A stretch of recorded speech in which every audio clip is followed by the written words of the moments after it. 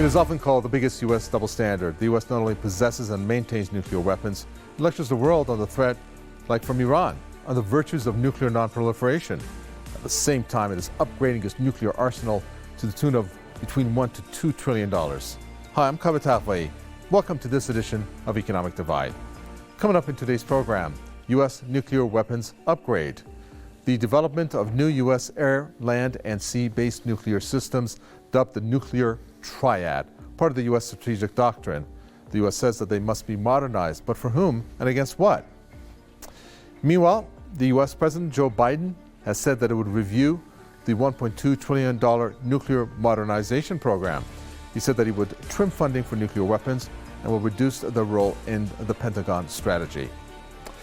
Also, we will take a look at how the U.S. says its nuclear weapons are for nuclear deterrence, exaggerating threats coming from China, Russia, and Iran, at the same time sanctioning these countries, preventing their economic advancement. Or is that the real aim?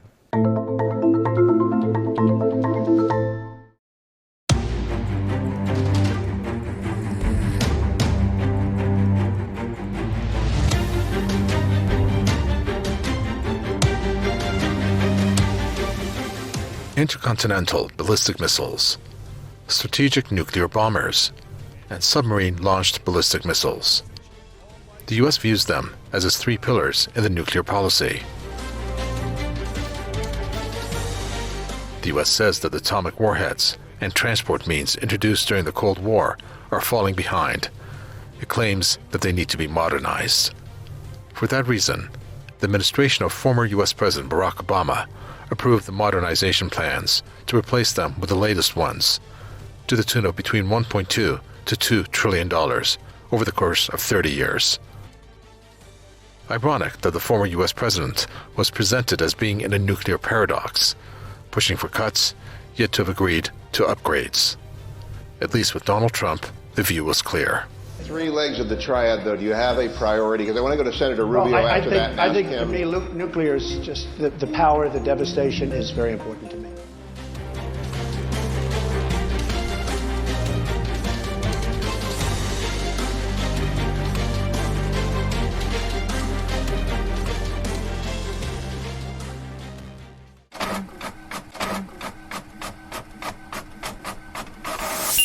It was reported not that long ago that the Biden administration was actually incorporating a new $100 billion nuclear missile system. Now, that was misleading, since this was actually part of the U.S. nuclear upgrade and modernization that was initiated during the Obama years. Now, this is a story in a nutshell. According to a 2019 Congressional Budget Office report, the U.S. is committed to spending about $500 billion, $494 billion to be exact, on its nuclear forces over the next decade. That adds up to be about $50 billion per year. Over the next 3 decades, nuclear weapons modernization plans could cost as much as between $1.2 or $1.5 to $2 trillion. The U.S. already directs about 5.5% of its defense budget just toward its nuclear forces. And the cost is expected to rise with the arsenal's modernization needs and could swallow up to 8% of defense spending by the late 2020s. The current modernization program, to the best we can see, is not sustainable economically. So we'd have to cut some conventional programs and use that on nuclear instead. And that's a huge dilemma inside military planning. Well, the guest for this segment of the Q&A is Behrad Nahai. He's a nuclear scientist and engineer. He's also a social activist. I'd like to welcome you. Let's take a look at the U.S. claims that the sole purpose of the U.S. nuclear arsenal should actually be deterrence, but it has cited Russia and China as national security threats. This type of nuclear buildup not only initiated a Cold War, but it appears that the U.S. wants to also have leverage on these countries, both politically and economically. Is this how this can be viewed? For answer this correctly, we have to look at the baseline. In the 70s, after opening to China, United States, not the government, the industry, without objection of the government, or probably with the encouragement of government, started to export its industry the software part of it to India because they already knew the language so they can interact, and the hardware to China because cheap labor.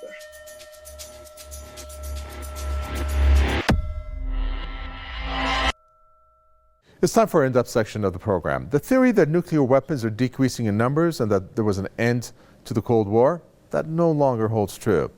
Now, one of the reasons is the U.S. insistence on nuclear weapons, modernization, and nuclear upgrades. Let's first take a look at nuclear stockpiles of other countries.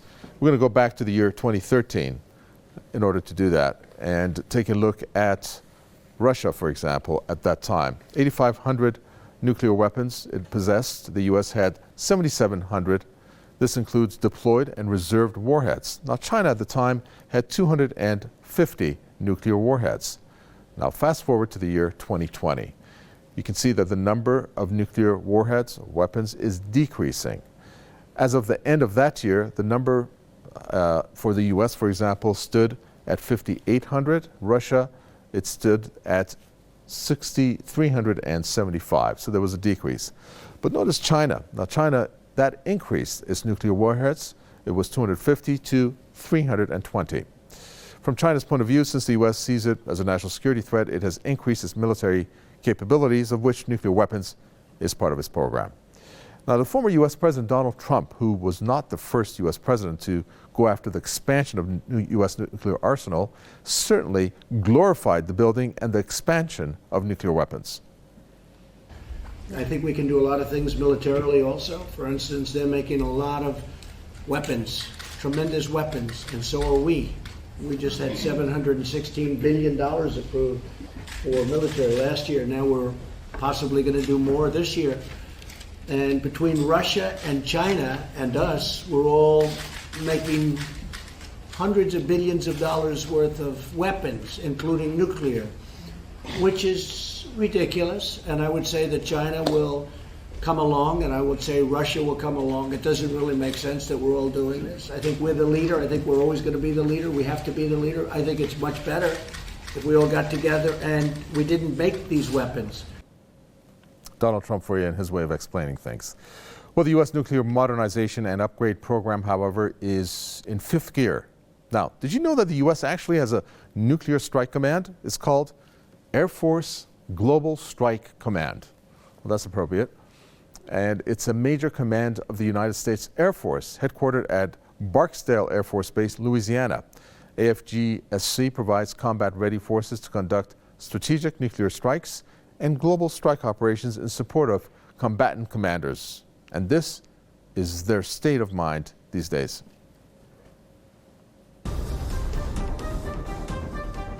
The U.S. Air Force's Nuclear Command says it's about to undergo a major reorganization as it prepares to field new bombs, missiles, bombers, and rockets. Air Force Global Strike Command stood up in 2009 as the successor to Strategic Air Command, which maintained around-the-clock nuclear alerts during the Cold War.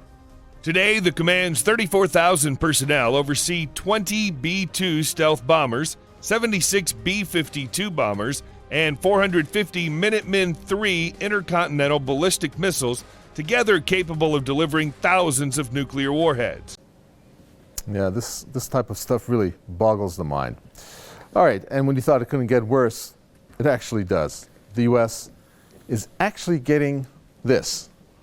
It's a $100 billion nuclear weapon, a new weapon of mass destruction, a nuclear missile that's the length of a bowling lane. It's going to be able to travel some 6,000 miles. It's going to carry a warhead, or it can carry a warhead more than 20 times more powerful than the atomic bomb that was dropped on Hiroshima. It will be able to kill hundreds of thousands of people in a single shot. The U.S. Air Force plans to order more than 600 of them. Close your door, open. America is building a new weapon of mass destruction, a nuclear missile the length of a bowling lane. It will be able to travel some 6,000 miles, carrying a warhead more than 20 times more powerful than the atomic bomb dropped on Hiroshima. It will be able to kill hundreds of thousands of people in a single shot. The U.S. Air Force plans to order more than 600 of them. Yeah, go figure that out. 600 at $100 billion for each. Okay, another case for alarm. We've said so many of them. Well, that's the U.S. nuclear weapons stockpile around the world, the secret U.S. nuke locations. Not so secret, obviously, we know where the locations are in terms of the countries anyways. And you can see where they're positioned around the world. You got the Netherlands, Belgium. Italy has 2 locations where you have these nuclear warheads, Germany and Turkey. In terms of the total nuclear, I guess, warheads that's in these different locations, which includes B-61 nuclear weapons, they're roughly about 150. And what is ironic about this whole nuclear affair is where the money can be spent in the U.S. I mean, if you think about it, can't the U.S. government spend the money on, for example, hunger? Take a look at this chart over here. You're looking at the U.S. military spending as a whole, roughly looking at about $700 to $800 billion, okay? Out of that, you're looking at about $50 billion for nuclear weapons, which some say that is going to increase monumentally. It could go up to $100 billion. That's yearly. That's also per year, the nuclear or the military spending. Now here you have food assistance. In the U.S., between 30 to 40 million Americans need assistance for food. They don't have enough money for food. The money runs out for families. Don't you think that, which amounts to about 70 to 80 billion dollars that the U.S. government actually dishes out for that? Don't you think that out of all this money, which in total is 700 to 800 billion dollars for U.S. military spending, that 70 or 80 billion could be spent on helping Americans who are hungry? That is the key question over here. And in terms of the total number of people who are on this, as I mentioned, it's between 30 to 40 million people. Let's not forget this nuclear spending is something that has a lot of opposition. My very serious concerns about our nation's bloated military budget, particularly in light of the many unmet needs we face as a nation. Also, I must express a very serious objection to the fact that we are dealing with a $716 billion piece of legislation that is more than half of the discretionary budget, and yet we will, in all likelihood, not have a process which allows for amendments to be debated. $716 billion at a time when in Louisiana, as I understand it, they're now going to be cutting food stamps for hungry children, where schools throughout this country don't have enough money for books or for teachers' salaries.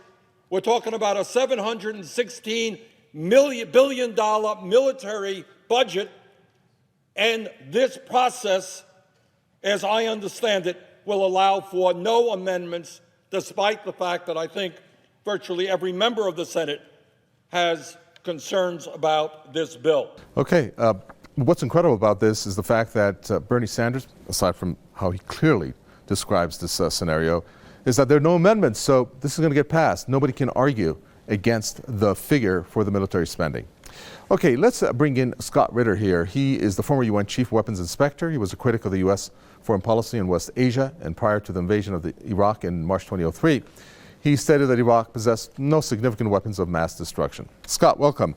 The U.S. claims that the sole purpose of the U.S. nuclear arsenal should be deterrence, but it has cited Russia and China as national security threats. This type of nuclear buildup not only initiated a Cold War, based on what many have said, but it appears that the U.S. wants to also have leverage, both politically and economically, over China and Russia.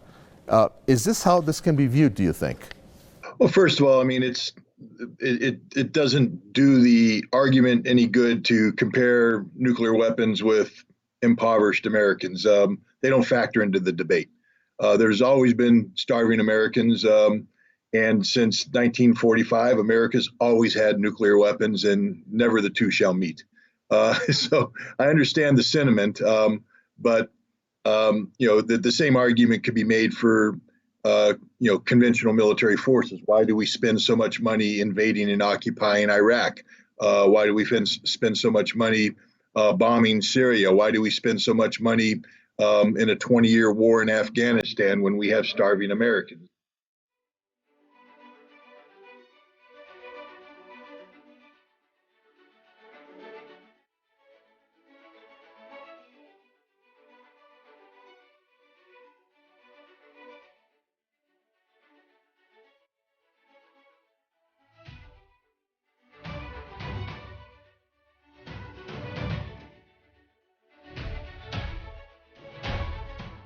The U.S. believes that China and Russia want to shape a world consistent with their model, gaining veto over other nations' economic, diplomatic, and security decisions.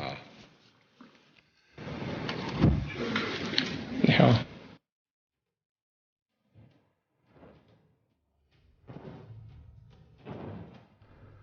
But the U.S. nuclear modernization and military buildup may have nothing to do with China's military. In other words, it is not China's military that the U.S. sees as a threat, but their economy and their technology. Smartphones come from China. Phone commerce via a messaging app is commonplace.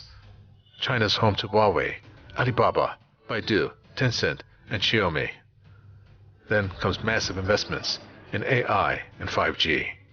Just in 5G, China is getting one of the world's largest 5G deployments. 5G is already available in 50 cities in China, and 130,000 5G base stations are about to go live. What's more, China is also home to 2/3 of global investment into artificial intelligence, recently replacing the US. And China is projected to take over the US as the #1 economy, which begs the question, how can the US stop China replacing it unless through military force?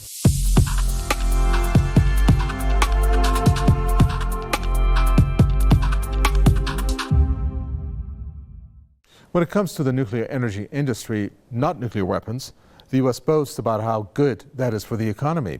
The U.S. says that the nuclear industry powers the nation and communities, that it provides enormous economic benefits and is critical to U.S.'s national security, serving as a reliable energy source. Some of the advantages: supports nearly 500,000 jobs in the U.S., contributes an estimated $60 billion to the U.S. gross domestic product each year. Nuclear energy contributes $10 billion in federal taxes yearly, adding $60 billion to the country's GDP. This happened for the year 2018. And on average, a nuclear energy facility generates $470 million in sales of goods and services annually in the local community, and $40 million annually in labor income. Okay, let's bring in both of our guests now to see whether their thoughts converge on this or not. Scott Ritter and Behrad Nakhai join us. I'm going to first turn to you, Scott.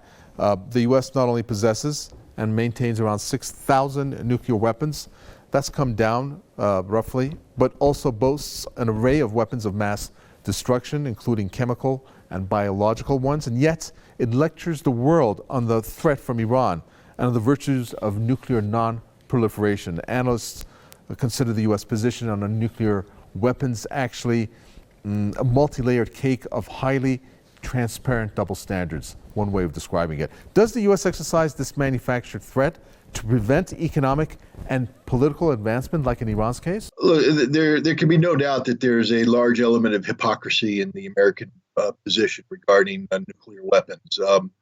We were one of the nations that pushed for the non-proliferation treaty.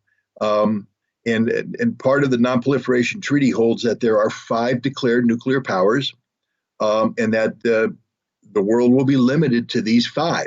Okay, what do you think, Behrad, of what our guest there said? I mean, do you agree with Scott on U.S. nuclear hypocrisy, as Scott said, and in particular whether the U.S. exercises this manufactured Iran nuclear threat to prevent economic and political advancement, which obviously is being exercised in Iran's case, it appears? Well, NPT is both a success and a failure. It started at the time that there were no mutual trust between the nations, and the world was bipolar: the communists versus the free world. The communists controlled all the communist countries which fell under the umbrella, and by most, United States controlled the free world on one side.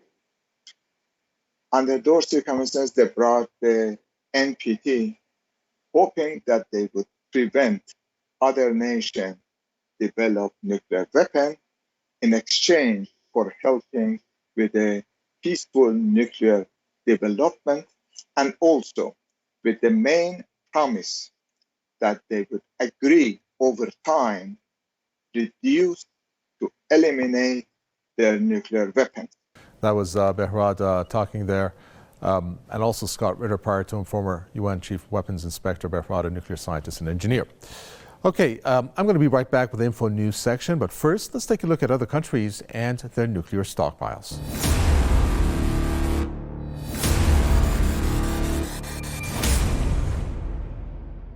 It's time for our Info News section where we take a look at other economic news from around the world. Our first stop is China.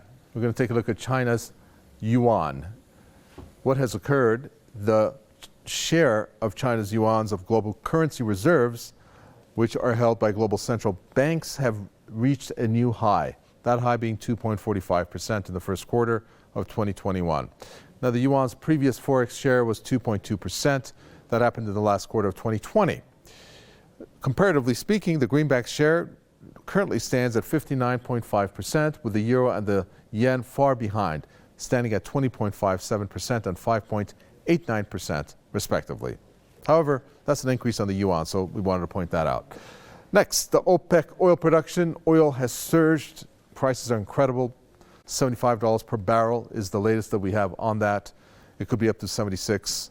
At least as of the recording of this program, it was at around $75. Reports have emerged that OPEC and its non-OPEC partners like Russia and also Iran were discussing another gradual increase in oil supply of 2 million barrels per day to happen between August and December. Now, as of the recording of this program, OPEC delayed its decision on producing more oil. Next up, U.S. spending. Under the microscope of the IMF, it has issued a statement. It says that the U.S. spending should be prioritized. What areas should it be prioritized into? Well, it says spending should focus on productivity, labor force, and on poverty. So the IMF actually pointing out where the U.S. spending should be. We've talked about military and nuclear weapons also, but will the U.S. listen? I mean, who knows? Maybe it'll listen to the IMF. Finally, a study has come out on world debt. It says that debt could trap low-income nations into poverty. The report said that heavy debt burdens may generate a permanent global divergence between rich and poor countries, that while the international community was likely to help countries facing difficulties on debt resolution, for that to actually be a mechanism in order to reduce the debt. Now, my final thoughts are coming up next.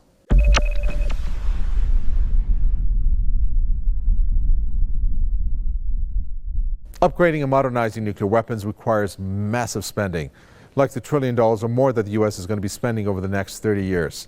And to say that one nuclear bomb can destroy the Earth many times over, well, you've heard that before. It's just played out. It's a repeat. To also say that the U.S. can spend this money wisely in other ways, well, that's also played out, but it's worth repeating. I mean, there are around 40 million Americans that require food assistance, aside from the poverty in that country and homelessness. You heard U.S. Senator Bernie Sanders saying how U.S. infrastructure and schools need money. Well, the problem in the U.S. is that military manufacturers, hand in hand with the Pentagon, they rule the U.S. political system, including the U.S. president. What other explanations can there be for all the U.S. military bases, the cost involved, the director of covert military engagements around the world, the cost involved there, and most recently how the U.S. alleges there are threats from China and Russia, more reasons to spend money on the military. And finally comes the U.S. double standard on nuclear weapons. You can't have it, the U.S. says, only I can. And this is most evident in the way that the U.S. has dealt with Iran, preventing Iran from pursuing its civilian nuclear program. That does it for this edition of Economic Divide. We did like having you on board. Of course, we would like it more if you send us your comments or questions so we can address them. From Yukova Tarvei and the entire team, it's goodbye. Until next time.